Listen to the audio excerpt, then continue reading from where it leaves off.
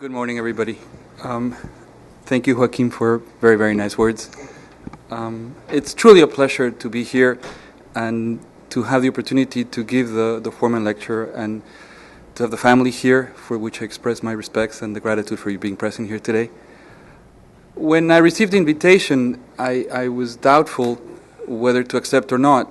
And my first reaction was to say no, because I'm not a nutritionist, I'm an economist, and I know very little about nutrition, and I have to be very honest, intellectually honest. It's not my field of expertise. I will tell you in a minute why I became in contact with nutritional issues, but it's really not my field of expertise. So I felt really not qualified to give a lecture in front of a distinguished audience like this one. On the other hand, I'm indebted to IFPRI and I'm indebted to Joaquin, and I also thought it may be a good opportunity to share some thoughts from the perspective of a non-nutritionist who looks at nutritional issues and who's worked on this. So on balance, I accepted, and I hope I didn't make a mistake, but you'll be the judge, and you'll be the judge in about 40 minutes from now. So hopefully, I didn't make a big mistake. So that said, this is the outline. What I'd like to talk about is, I'm going to use Progresa as a vehicle for the discussion of the relationship between conditional cash transfers and nutrition. And I'll give you a little bit of the background and why the nutrition part came in and what was done. So, and then I'll talk about the key policy questions back then. I'll share some results, the good and the bad, and some lessons that I think have been learned from this. I don't think I'll have time to speak about what next, but that was the controversial part about after these programs are on, what's next, and maybe we can talk in the Q&A, it depends on the timing, and some conclusions. So what was the motivation? I came into the finance ministry in mid-1995, in the mid-94, just as Mexico had, you might recall, the tequila crisis or the major macroeconomic crisis. And it was worse than what it is today. It was a major macro crisis. By then, Mexico had a very large problem with poverty. About 30% of the population was in extreme poverty. And Mexico had a very large number of programs targeted on poverty. There were at least 15 different, and you could probably find more in the budget, but you could at least find 15 different nutrition and food programs, subsidizing tortillas, subsidizing bread, subsidizing milk, providing nutrients, at least many programs. And they had very big problems. There were targeting problems. We were really reaching the poor population, particularly in the rural areas. A large chunk of the budget was really being absorbed by the bureaucracy and not by the beneficiary, so little context, little connection between money spent and actual results for people. There were many ministries and agencies involved, and each one was running its own individual show. And within the households, it was not really focused on the most vulnerable members of the household. These programs had little accountability, and they didn't have very clear objectives. And I don't want to be unfair, but I think as you made an assessment of programs like that in Latin America, and a diagnosis like this would not have been far away in the mid-1990s in Latin America. So what allowed change? There's nothing like a good crisis to motivate change. And the reason that Mexico changed is not because there was, somebody had a good idea. It was because there was a need for change. In December 95, Mexico was experiencing a very sharp drop in GDP. And it was clear that a 6% contraction of GDP was going to cause major problems for the population, particularly for the poor. So it was evident that the government had to do something to respond to the crisis. What was less agreement is what needed to be done to respond to the crisis. So I was privileged because the president of Mexico by then, President Cedillo, I was his deputy finance minister and I was running the budget. He picked up the phone and basically said, look, Santiago, you have to do two things. You've got to reduce the overall budget and reduce expenditures because we're in the macro crisis, and you've got to make sure that you protect the poor. And that's your job.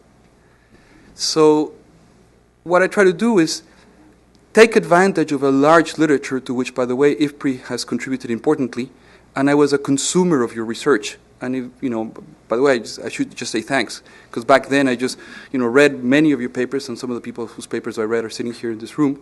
There were all these analytical insights, and I highlight three. First, that there were all these complementarities between food, nutrition, education, and that exploiting these complementarities was important. Then there was some other analytical work. I'm thinking here about Beasley, Campbell, and other people like that, who said, look, when you're subsidizing food, you're also giving income transfers. And then there was a third literature associated with the role of incentives in household behavior.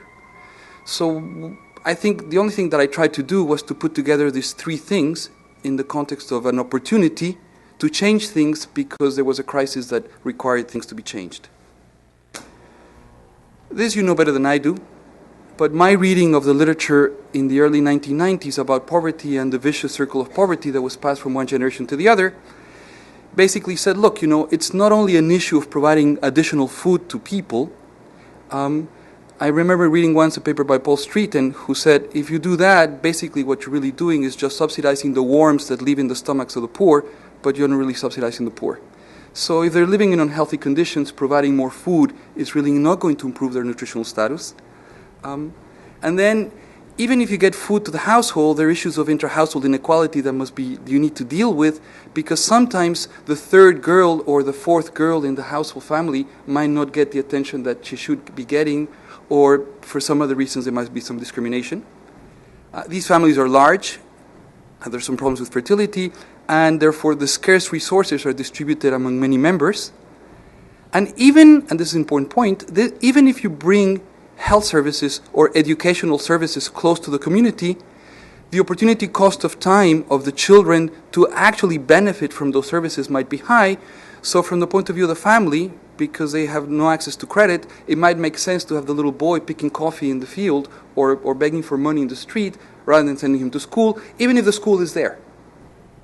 And then, there were clear issues about education for women and risk aversion. So this is a characterization of my reading of poverty and the vicious circle of poverty in the mid-1990s.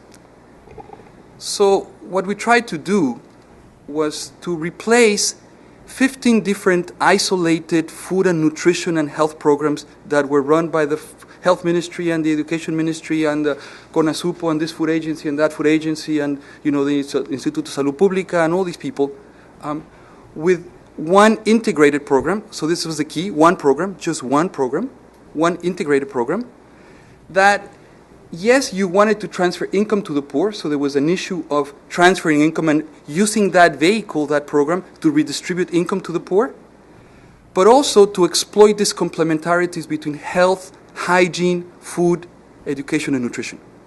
The idea that if you just bring food to people, but either unhealthy, they're not going to process that food properly, and you know this better than I do, and that if you just bring schools, but there are no incentives to go to school, or if the little boy goes to school without breakfast, he's going to fall asleep, or if he's anemic, he's not going to learn as much as he should be learning. So that was the idea. And then to use this program as the focal point for investments in human capital. So the two key components were income transfers on the one hand, investments in human capital on the other hand, to put them together.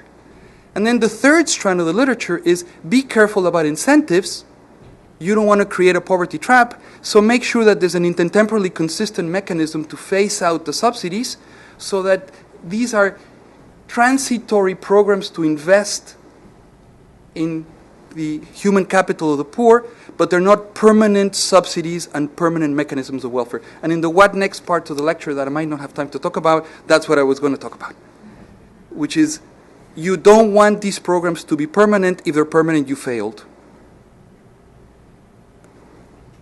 So what were the questions then? Arguably, in '97, Progreso was a novel initiative because the express intent was to take away the milk subsidy, the bread subsidy, the tortilla subsidy, and all these programs that distributed food packages to households, in which you packaged some wheat, some harina, flour, and a liter of oil and whatnot. You package food to remove all these programs that transfer cash through in-kind subsidies.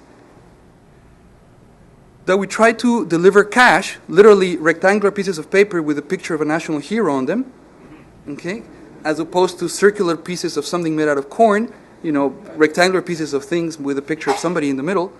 So you were giving cash, you were giving them to the mother, a very important point, and that was sort of novel back then. And I'll come back to nutrition point.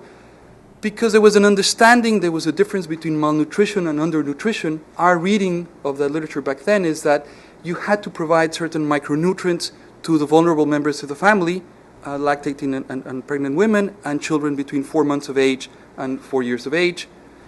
And then it was also novel because you were conditioning all this. You were saying, you can access this package of cash and nutritional supplements, but these are going to be conditional upon some behavior by the family having to do with an age and gender-specific health protocol and educational protocol. And then part of the transfer was also conditioned upon children going to school and going to school 85% of the time. It was conditioned on assistance, and it was not conditioned on performance. And this is an issue we can ask, why not? And then what we also tried to do is we tried to include evaluation and operational guidance from the beginning of the program. And we try to bypass the whole bureaucracy, and we try to bypass political parties, and we try to bypass everybody and just give directly the resources to the household. And then the last thing that was being done is that all this was being done at the same time. So that's why I thought it was sort of a novel initiative back then. There was a specific focus on nutrition in the program. It was a recognition that it was not enough to provide food to households, and therefore we worked together with the health ministry and the Hospital Infantil. There was a special area of the government that had nutritional people who designed a nutritional supplement that had these contents of these various nutrients, and you know better than I do. I put a little asterisk on the iron because I want to come back to that. There's an interesting issue about evaluation on how iron was being provided for anemia. And there were these formulas for children and for lactating mothers, and there were these powders that were to be delivered every 2 months to the households, together with education about how to use them in chats to which mothers were required to go twice a month to be told how to prepare this nutritional supplement in the diet and to add them to the diet. So there was a clear nutritional focus in the program, separate from the food focus. In fact, there was no food focus because we delivered cash. So they could buy, a bottle of tequila and a package of cigarettes. The evidence showed that didn't happen. But we didn't deliver any food. We delivered cash, and this was the only nutritional component, together with the health link of women and children going to health clinics periodically to get information and chats about food preparation, hygiene, and preparation of the nutritional supplement within the family. So, of course, when I brought this to the cabinet, my colleagues requested that I be delivered to the loony bin. I mean, I laugh back now, but back then it was sort of like, this guy's nuts. He wants to give cash to people, and he wants to give cash to the women. The husband's going to beat her up, and and he's going to take the money and run, and take the money and buy alcohol and cigarettes and blah blah blah. So there are many questions, And how are you going to deliver cash in the rural areas? And all you're going to do is provoke inflation because there's no supply of food in the rural areas. And Levy, you are really out of your mind. You're pretending that the health ministry and the education ministry are going to work together, and they're going to coordinate something, and they're going to do that in the rural areas. And no government has phased out the tortilla subsidy, and there are riots all over the place. And whenever governments raise the price of tortillas and raise the price of bread, this is going to be very dangerous.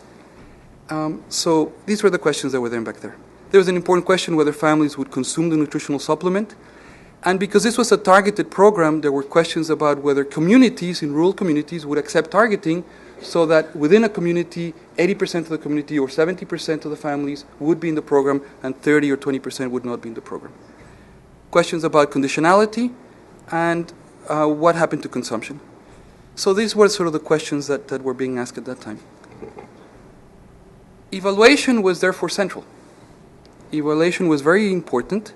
And what we decided to do was a two-step approach in which first there was a pilot program in the state of Campeche, which is far away from Mexico City, so journalists could see it, and congressmen and senators could not see it either, and nobody could realize what was going on.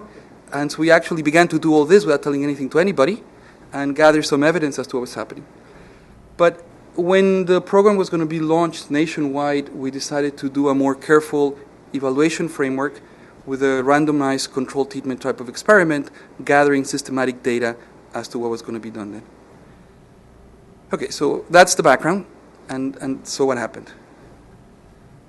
Here I want to reiterate my gratitude to IFPRI and to the immense value to policymakers. I'm no longer a policymaker, I'm kind of an international bureaucrat now, but when I was a policymaker back then, the immense value to have an external institution with high intellectual credibility provide independent evaluations and independent assessments of programs.